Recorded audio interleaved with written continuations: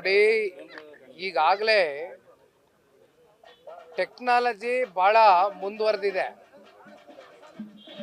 ಇಂಥ ಒಂದು ಟೆಕ್ನಾಲಜಿ ಮುಂದುವರೆದಂಥ ಒಂದು ಕಾಲದಲ್ಲಿ ಈಗ ಮತ್ತೆ ಆ ಟೆಕ್ನಾಲಜಿನ ಬದಿಗಿಟ್ಟು ಬ್ಯಾಲೆಟ್ ಪೇಪರ್ಗೆ ಹೋಗ್ತಕ್ಕಂಥ ಅಗತ್ಯತೆ ನನಗಂತೂ ಕಾಣ್ತಾ ಇಲ್ಲ.